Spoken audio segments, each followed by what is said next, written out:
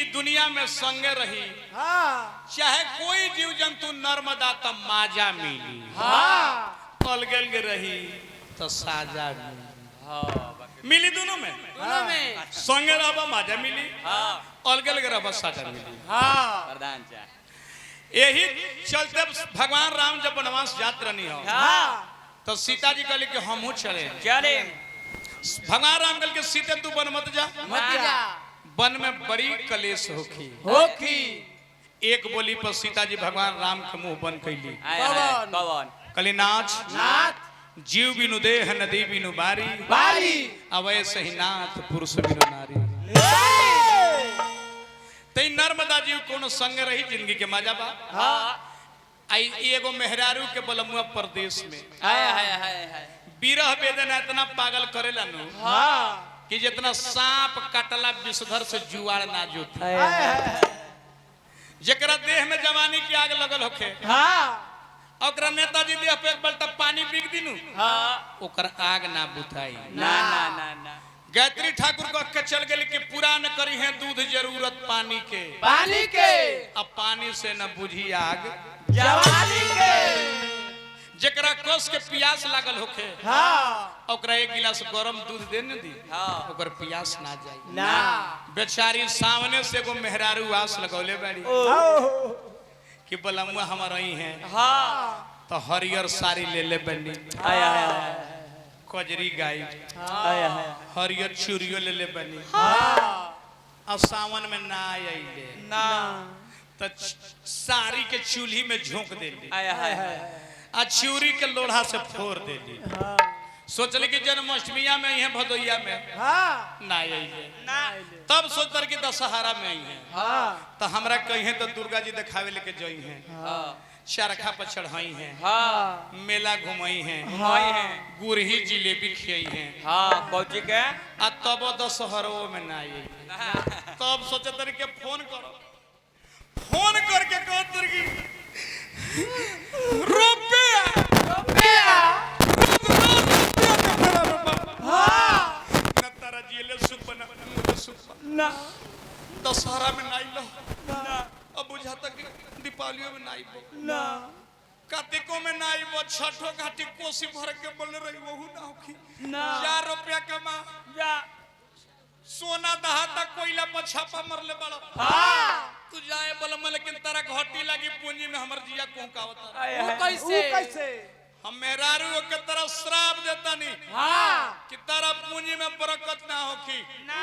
ना वैसा नंग बड़ाई का करी नौ के कसहू जोड़ब तो 9 आई 9 का 9 दुनिया 18 8 के 9 9 तिया 27 7 दू 9 9 चौका 36 6 3 9 9 5 45 5 4 9 यही तरह 99 81 8 सोनू सिंह जी साधु जी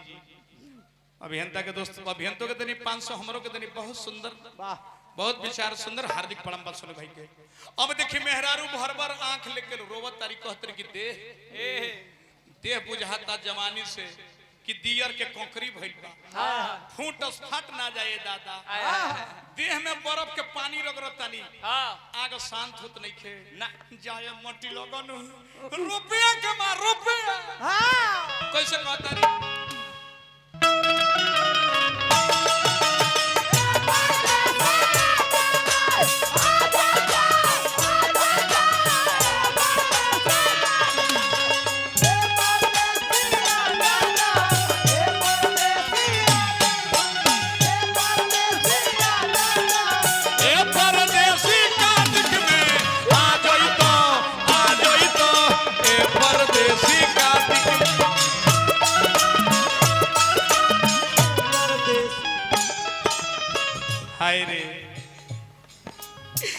दियरा के का कर जैसन देह मोरा फाट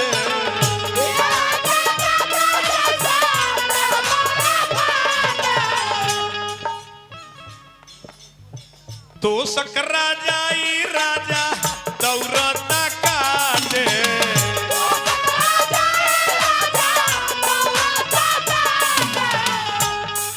इन साल ठंडा सब रही दीपोलिये में आ गई बात दशहरवे से रजाई उड़ता नहीं तो चुभ चुभ गड़ता दिया राके का कर जसु देह मोरा फाटे तो सकरा जाई राजा दौरता काटे देहिया मरो गोरी आरे बरफ के पानी ऊपर नीचे रगोरी बर्फ के पानी जहिया से कोइलो परती सतिया हर चोलियों में आटे न जवानी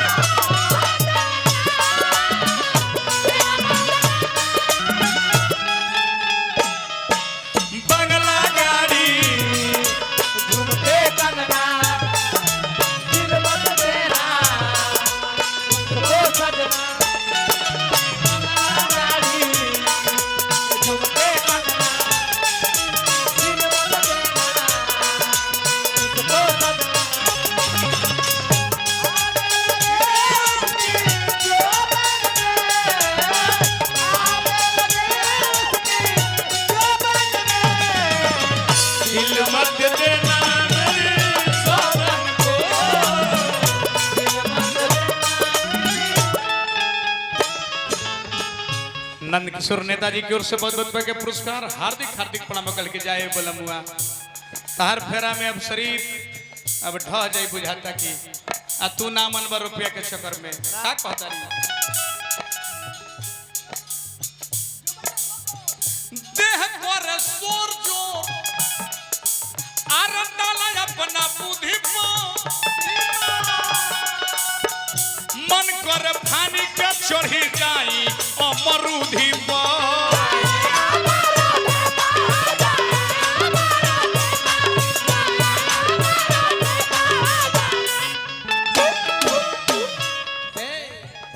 देह कर सूरज डाला अपना बुद्धि मन कर फानी के चढ़ी जाई अमरूधि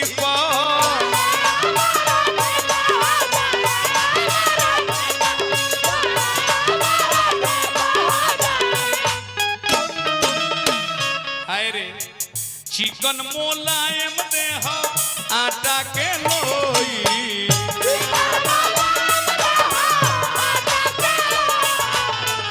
कब कब अपन दहिया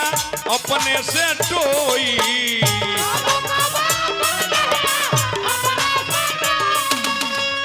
रोज डाला तानी